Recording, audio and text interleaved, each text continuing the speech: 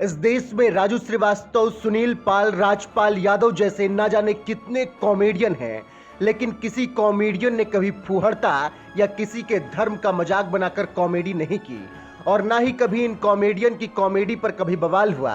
लेकिन मुनव्वर फारूकी और कुणाल कामरा जैसे कुछ सो कॉल्ड कॉमेडियन ने जब से स्टैंड अप के नाम पर फूहड़ता परोसनी शुरू की है, तब से इनकी कॉमेडी पर लोग हंसते कम हैं, बवाल ज्यादा होता है। और ये सब क्यों होता है, ये जानना है तो आप एक बार फिर से so called comedian Kunal Kamra के बारे में जान लीजिए, जिन्होंने मोदी विरोध में इस कदर हद पार कर दी कि देश के दिग्गज नेता और संबित पात्रा को बंदर तक बोल दिया।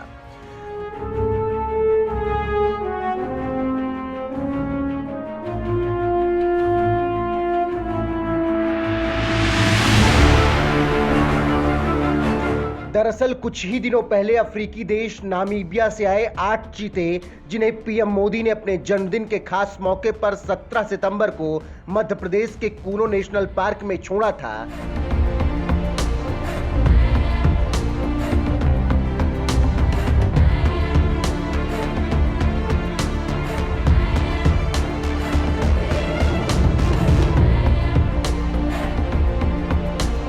अब उसी मामले को मुद्दा बनाकर कुणाल कामरा ने फुहड़ता की है। वैसे तो कूनो नेशनल पार्क में चीतों के कदम पड़ते ही हिंदुस्तान ने इतिहास रच दिया, क्योंकि आजादी के बाद पहली बार चीते लौटकर हिंदुस्तान आए हैं। लेकिन ये चीते पीएम मोदी ने अपने हाथों से कूनो नेशनल पार्क में छोड़ा है। शायद इसी वजह से गाय के बाद अब लोग किसी जानवर से सबसे ज्यादा नफरत करने लगे हैं, तो शायद वो बेचारे चीते हैं। मोदी के छोड़े गए चीतों से लोगों को किस कदर चिढ़ हो रही है, ये समझना है तो आप so called comedian Kunal Kamra का ये ट्वीट देख लीजिए, जिसमें इस सो कॉल्ड कॉमेडियन ने बीजेपी के प्रवक्ता संबित पात्रा को सरेआम बंदर बोलते हुए लिखा है, मेरे घर के आसपास बंदर लुप्त हो गए हैं, मोदी जी प्लीज संबित पात्रा को छोड़ जाओ। मोदी सरकार में विलुप्त होते चीतों की भारत वापसी हुई तो कुणाल कामरा ने अपने घर के पास बंदरों के ना होने की शिकायत कर पीएम मोदी से बीजेपी नेता संबित पात्रा को भेजने की गुजारिश कर दी। लेकिन जल्द ही कुणाल कामरा को यह ट्वीट करना महंगा पड़ गया, क्योंकि लोग उन्हें एक से एक गालियां देने लगे। अब ये गालियां तो आपको दिखा नहीं सकते, लेकिन आप सोच लीजिए जितनी भद्दी हो सकती हैं, उससे कहीं ज्यादा गालियां कुणाल कामरा को पड़ी हैं। लेकिन इसके साथ ही कुछ ट्वीट ऐसे हैं जिसे जरूर दिखा सकते हैं, जिससे आप भी समझ जाएंगे कि कुणाल कामरा के बारे में लोग क्या सोचते हैं। शाइनिंग स्टार नाम के ट्विटर हैंडल से लिखा गया, गधों से काम चला लो, यात्रा आती ही होगी तुम्हारे पास। विनोद नाम के ट्विटर यूजर ने लिखा, तुम क्या बंदर से कम हो, शीशा देख लो।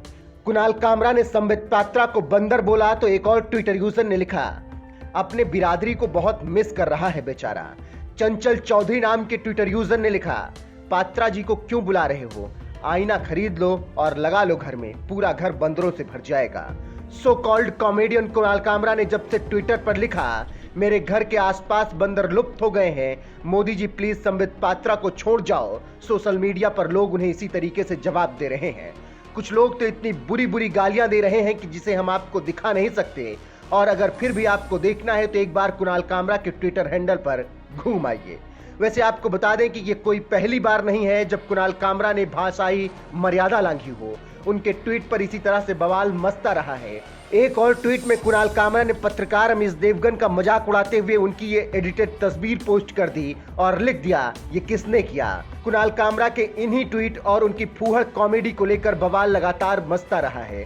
तभी तो हरियाणा के गुरुग्राम में उनका एक शो सिर्फ इसलिए आयोजकों ने रद्द कर दिया क्योंकि विश्व हिंदू परिषद ने उन पर हिंदू देवी देवताओं का अपमान करने का आरोप लगाया और उनके शो का जबरदस्त विरोध किया।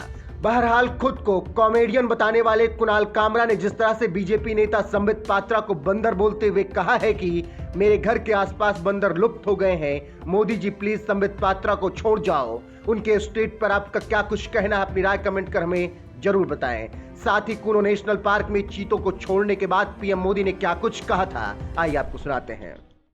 साथियों, आज 21वीं सदी का भारत पूरी दुनिया को संदेश दे रहा है कि इकोनॉमी और इकोलॉजी कोई विरोधाभासी क्षेत्र नहीं है। पर्यावरण की रक्षा के साथ ही देश की प्रगति भी हो सकती है। ये भारत ने दुनिया को करके दिखाया है। आज एक और हम विश्व की तेजी से बढ़ती अर्थव्यवस्था में शामिल है, तो साथ ही देश के वन क्षेत्रों का विस्तार भी तेजी से हो रहा है। साथियों, 2014 में हमारी सरकार बनने के बाद से देश में करीब करीब 250 नए संरक्षित क्षेत्र जोड़े गए हैं। हमारे यहां एशियाई शेरों की संख्या में भी बड़ा इजाफा हुआ है। आज गुजरात देश में एशियाई शेरों का बड़ा क्षेत्र बनकर उभरा है। इसके पीछे दशकों की मेहनत, रिसर्च बेस्ड पॉलिसीज और जन भागीदारी की बड़ी भूमिका है। मुझे याद है, हमने गुजरात में एक संकल्प लिया था। हम जंगली जीवों के लिए सम्मान बढ़ाएंगे और संघर्ष घटाएंगे। आज उस सोच का प्रभाव परिणाम के रूप में हमारे सामने है। देश में भी टाइगर्स की संख्या को दोगुना करने का जो लक्ष्य तय किया गया था, हमने उसे समय से पहले हासिल किया है। असम में एक समय एक सींग वाले गैंडों का अस्तित्व खतरे में पड़ने लगा था, लेकिन आज उनकी भी संख्या में वृद्धि हुई है।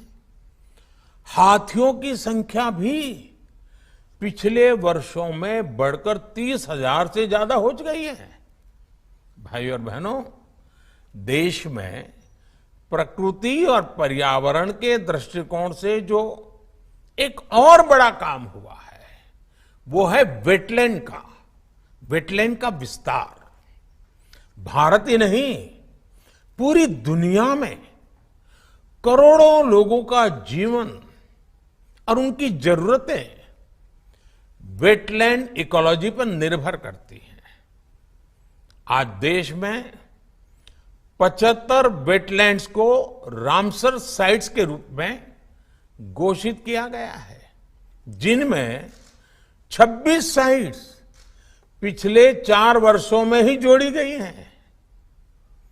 देश के इन प्रयासों का प्रभाव आने वाली सदियों तक दिखेगा और प्रगति के नए पथ प्रशस्त करेगा।